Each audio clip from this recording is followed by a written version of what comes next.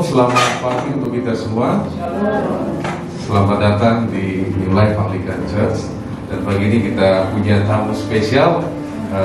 Mereka dari Inggris, gereja Anglican adalah gereja Inggris. Ada Ibu Elis, Lili, Aslan dan Jack. Ya, boleh kasih tepuk tangan untuk mereka. Bergabung bersama kita pagi ini. Selamat datang dan minggu depan kita akan merayakan Minggu Suci, di mana Yesus akan kita merayakan kedatangan Yesus ke Yerusalem. Sebelumnya kita akan mendengarkan firman Tuhan. Mari terlebih dahulu kita bersatu di dalam doa. Kami ucap syukur untuk pagi hari ini Tuhan. Kami telah mendengarkan firman-Mu dan kami telah memuji-Mu. Berbicaralah kepada setiap kami melalui firman-Mu yang tertulis. Di dalam nama Yesus kami berdoa. Amin. Pagi hari ini kita akan belajar dari Lukas pasal yang keempat, ayat pertama sampai yang ke-13. Tuhan bergerak ke padang gurun. Sebelumnya pada pasal 3, Yesus dibaptis oleh Yohanes Pembaptis dan oleh Roh Tuhan. Yesus dibawa ke padang gurun. Di ayat pertama dikatakan, Yesus yang penuh dengan Roh Kudus kembali dari sungai Yordan lalu dibawa oleh Roh Kudus ke padang gurun. Ayat 2. Di situ ia tinggal 40 hari lamanya dan dicobai iblis. Selama di situ ia tidak makan apa-apa. Sesudah waktu itu ia lapar. Berapa hari dia tidak makan dan tidak minum? 40 hari lamanya. Di mana dia tidak makan dan tidak minum? Di padang gurun, bukan di mall ya, di padang gurun yang kering dan tandus. Dan tidak ada seorang pun yang menemaninya, tidak ada keluarga, tidak ada teman. Satu-satunya yang datang mengunjungi Yesus pada waktu itu siapa? Iblis. Yang datang mengunjungi juga iblis. Ayat 3. Lalu berkatalah iblis kepadanya, jika engkau anak Allah, suruhlah batu ini menjadi roti. Nah, pencobaan yang pertama, iblis mempertanyakan identitas daripada Yesus. Jika kamu benar anak Allah. Pertanyaannya, kenapa iblis menanyakan ini? Karena di pasal sebelumnya, waktu Yesus dibaptis, ada suara dari surga yang mengatakan, next slide. Ketika seluruh orang banyak itu telah dibaptis dan ketika Yesus juga dibaptis dan sedang berdoa, terbukalah langit dan turunlah Roh Kudus dan dalam rupa burung merpati ke atasnya. Dan terdengarlah suara dari langit, engkaulah anakku yang kukasihi, kepadamu lah aku berkenan. Dan iblis datang mempertanyakan firman ini, jika kamu benar anak Allah. Jadi pencobaan yang pertama berhubungan dengan identitas. Pencobaan kita semuanya berhubungan yang pertama tentang identitas kita. Jika kamu benar adalah anak Allah. Nah, kita juga mengingat hal yang sama, skenario yang sama terjadi di Taman Eden. Next slide. Waktu itu ada Adam dan Hawa ya. Tuhan berfirman seperti ini, tetapi pohon pengetahuan tentang yang baik dan yang jahat itu, janganlah kau makan buahnya, sebab pada hari engkau memakannya pastilah engkau mati. Ini firman Tuhan. Dan iblis bilang apa di pasal 3? Tetapi ular itu berkata kepada perempuan itu, sekali-kali kamu tidak akan mati. Nah, ketika iblis datang kepada kita selalu akan mempertentangkan firman Tuhan. Kamu sangat dikasihi Tuhan. Dan iblis akan tanya, apa benar kamu dikasihi Tuhan? Iblis akan selalu mengkonfrontasi firman yang kita dengar. Dan sama di sini juga godaannya sama, berhubungan dengan makanan ya. Jadi hati-hati kalau makanan ini. Karena apa? Karena Esau juga hilang keseluruhannya gara-gara sepiring bubur. Nah, bedanya apa antara Yesus dan Adam? Yesus di padang gurun, Adam dan Hawa di mana? Di Taman Eden. Adam ada yang kawani enggak? Ada, dikawani oleh Hawa. Jadi jangan katakan kalau hidup saya nanti di Taman Eden, maka saya akan kuat terhadap pencobaan. Nah, Anda membuktikan dia semua miliki. Kalau sekarang kita lihat di sosial media ada orang yang kaya pamerkan dia melihara harimau dan singa gitu ya. Adam yang melimpah, semuanya ada. Mau hewan apa juga ada. Jadi jangan kata, wah kalau saya nanti sampai titik tertentu maka saya akan coba. Enggak. Yesus di padang gurun seorang diri dan 40 hari lamanya tidak makan dan tidak minum. Siapa yang tidak makan atau belum makan siang langsung berubah dirinya. Langsung tiba-tiba kita kok cepat emosi gitu. Kita menjadi orang lain. Bayangkan Yesus 40 hari, 40 malam tidak makan dan tidak minum. Dan pada hari terakhir iblis datang. Pada saat Yesus dilihat sangat lemah, iblis datang mempertanyakan identitasnya. Kemudian apa respon Yesus? Respon Yesus luar biasa ya. Tadi kan yang ditanya iblis apa? Jika kamu benar anak Allah. Yesus berkata, menjawab Yesus kepadanya, ada tertulis, manusia hidup bukan dari roti saja. Karena pada waktu itu Yesus juga manusia. Dia gak bilang, oh aku ini memang anak Allah. Kalau aku gak hadir mati nanti semuanya. Tapi Yesus merendahkan diri.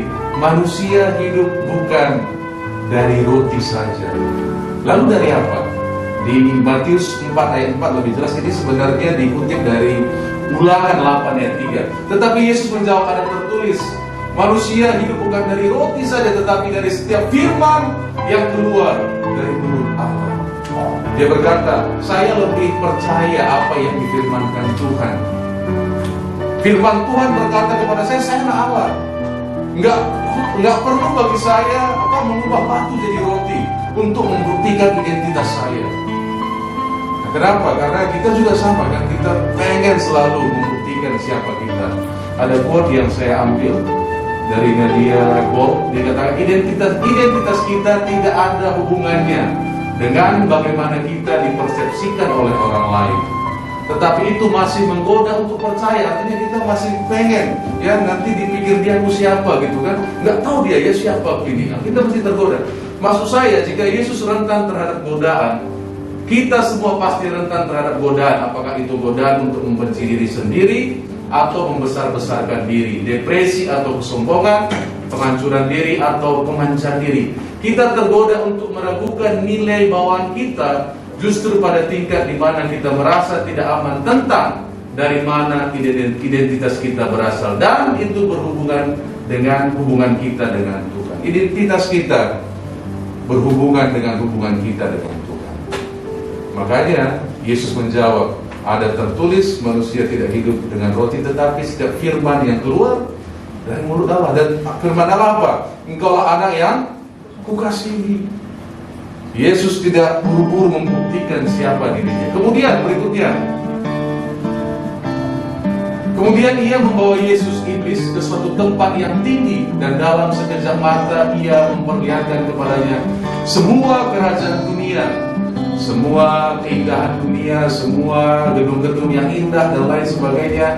Kata iblis kepadanya, segala kuasa itu serta kemuliaannya akan kuberikan kepadamu, sebab semuanya itu telah diserahkan kepadaku, dan aku akan memberikannya kepada siapa saja yang kukehendaki. Jadi jikalau engkau menyembah aku, seluruhnya itu akan menjadi milikmu. Bukankah ini tawaran yang menggiurkan? Semua pencapaian dunia, semua teknologi terbaru dan lain sebagainya, semua budaya yang paling baru diberikan kepadamu. Syaratnya hanya satu, engkau cukup menyembah dan tidak perlu melalui salib. Ngapain repot? Cukup sembah saja. Ngapain harus bersusah-susah melalui salib? Bukankah ini juga menggiurkan, apalagi waktu Yesus dalam keadaan yang sangat lemah secara manusia. Kemudian Yesus menjawab, tetapi Yesus berkata kepadanya, ada tertulis, engkau harus menyembah Tuhan Allahmu dan hanya kepada Dia sajalah engkau berbakti. Yesus mau bilang, aku hadir memang bukan untuk menguasai dunia. Aku datang untuk mati dan menyelamatkan setiap orang yang percaya kepadaku. Dan itu yang Tuhan inginkan aku kerjakan. Jadi kalau Tuhan menginginkan aku menderita, aku akan tahan melakukan. Aku akan berbakti kepadanya. Nah, jalan iblis kadang-kadang gampang, mudah, ya kan, high profile, tinggi. Tapi jalan Tuhan Yesus harus mati. Kita harus mati terhadap diri kita. Ini yang Tuhan kehendaki untuk Yesus. Dan Yesus sabar menanti. Baru setelah dia mati, Tuhan akan memberikan kerajaan kepadanya. Tuhan Allah Bapa menetapkan itulah jalan yang harus dia lalui. Dan dia berkata, kepada dia sajalah engkau berbakti.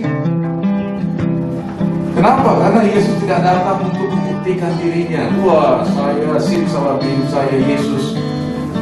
Dan ya, ini ya gampang sekali kan? Gak ada proses, wah langsung kali sembah semuanya menjadi milikmu. Tapi Yesus katakan, kepada dia sajalah engkau harus berbakti. Hanya kepada Yesus, kepada Allah lah kita berbakti. Dan yang ketiga, kemudian dia membawa Yesus ke Yerusalem dan menempatkan dia di hubungan bait Allah.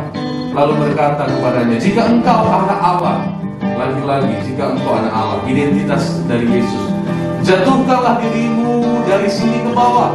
Sebab ada tertulis mengenai engkau, ia akan memerintahkan malaikat-malaikatnya untuk melindungi engkau, dan mereka akan menatang engkau di atas tangannya, supaya kakimu jangan terantuk kepada batu. Yesus sedang diuji, apakah benar-benar kalau engkau anak Allah, engkau akan dilindungi, diproteksi, kira-kira begitu. Nah, kira-kira bukankah ini menggiurkan, ya kan? Iblis mau bilang, jika kamu jatuh, terus malaikat menangkap, menyelamatkan, dan orang Farisi, orang Saduki, siapa yang tidak percaya melihat itu, mereka pasti kagum. Dan mereka akan yakin kau anak Allah, kau utusan Allah, dan pekerjaanmu selesai. Nggak perlu repot-repot lewat salib. Cukup dibuktikan, tunjukkan kekuatanmu. Ya kan? Jika engkau Spider-Man, ya kenakanlah kostummu, kira-kira begitu ya, agar orang tahu bahwa kau ini hebat. Ya kan? Kita juga kadang-kadang tergoda, nggak tahu dia siapa aku. Ya kan? Di dalam diri ini ada kekuatan-kekuatan yang dahsyat, kita pikir. Baru kita berusaha membuktikan, membuat orang lain terpesona.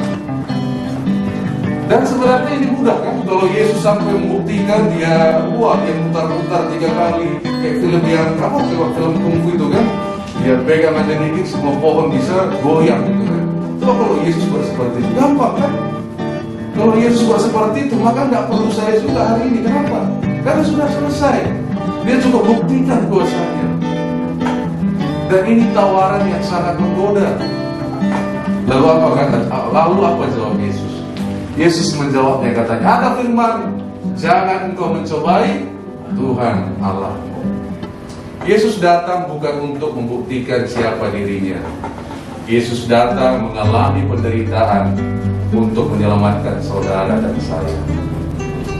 Dia tidak datang biar orang tahu siapa saya, tidak. Tapi Yesus taat kepada apa yang diperintahkan oleh Bapaknya.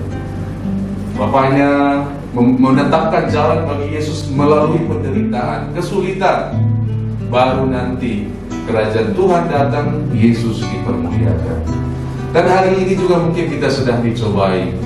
Kita dicobai dengan apa? Wah, kalau kamu memang benar-benar orang percaya dikasihi Tuhan, mana jawaban doamu? Iya kan? Kita digoda kan? Mana jawaban doamu? Kalau hidup bagus, kalau hidup baik, kita bilang Tuhan baik.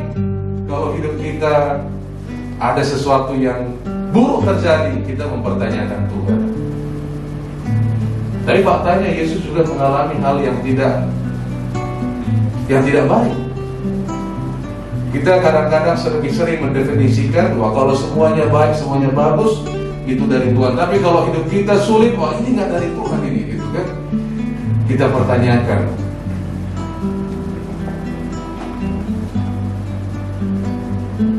Kira-kira waktu kita belum menerima Yesus, adakah syarat yang kita buat?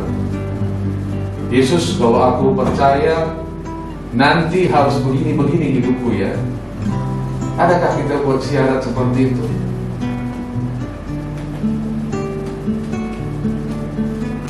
Mari kita bersatu di dalam doa.